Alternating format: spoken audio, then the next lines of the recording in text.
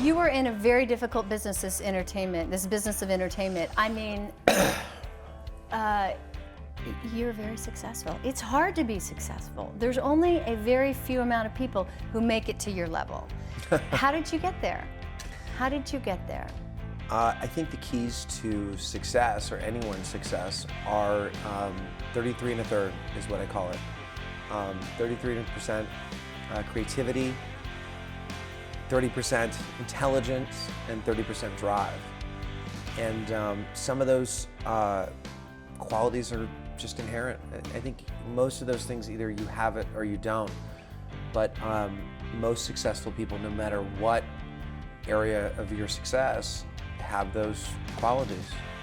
And I've been fortunate enough to be blessed with that skill set. When did you know you wanted to do what you're doing, and how did you get there? Well, I definitely didn't ever plan on being in Girls Gone Wild. You know, Girls Gone Wild was something I came up with in my 20s. If you asked me a year before Girls Gone Wild what I'd be doing a year from then, I would have had no idea. And it was something that any 20-year-old boy's dream was to do Girls Gone Wild, because that's exactly what your focus is in your 20s as a man.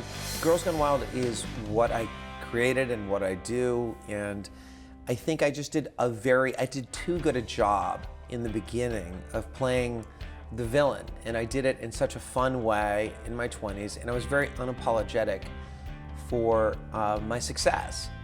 And I was always up for a good media fight because I looked at it as a relatively benign circumstance. Like, if you look at Girls Gone Wild, it's hardly controversial.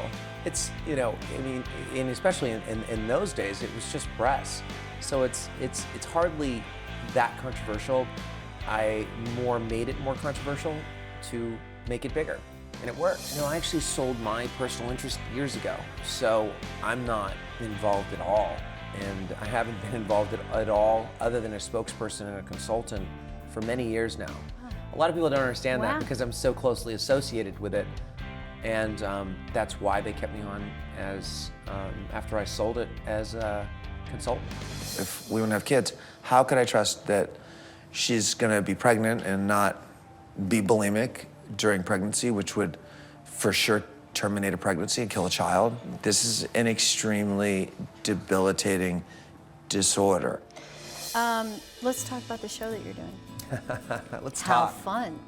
How fun. How Are you fun. kidding? What's fun about living in a I think- house with Flava Flav for weeks? Can you give us a little bit of insight into what's going on and how the couples therapy is going?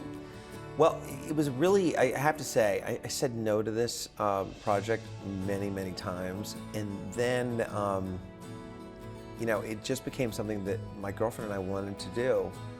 And, you know, after the circumstances were right.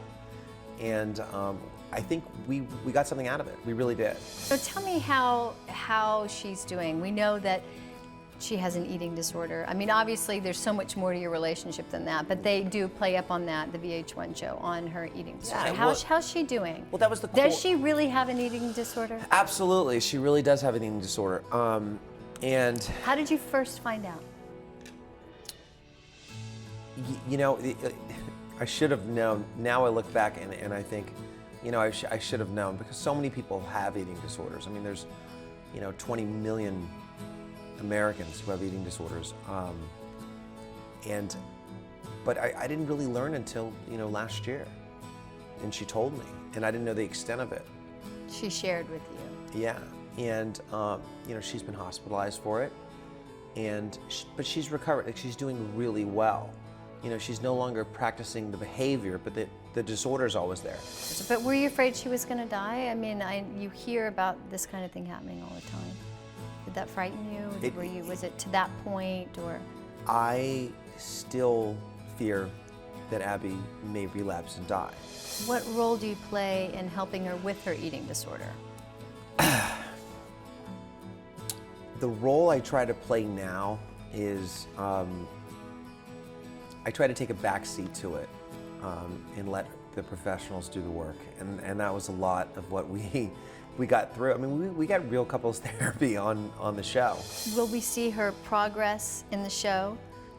I think Is there- you're going to see tremendous progress in the show, and I think you're going to see tremendous progress. I mean, this is, I don't want to call it a lifelong struggle, but the recovery aspect is definitely longer than, the course of, the show. So she'll be recovering for a while, but she's doing great, and she's not practicing behavior anymore, which I'm very happy about. Joe, you have dated some of the most beautiful women in Hollywood.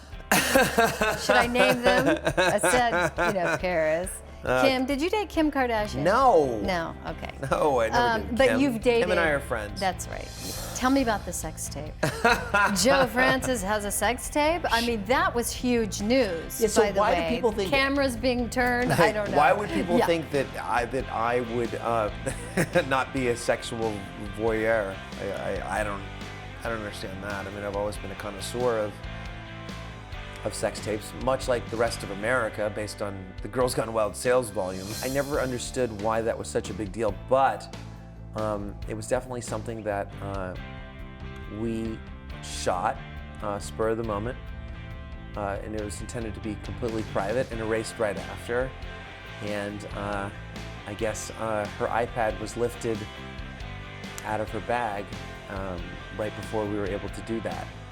And fortunately, my good friend Steve Hirsch was able to buy the tape, who owns Vivid Entertainment, and he bought it, and he called me, and he said, "What would you like me to do with it?"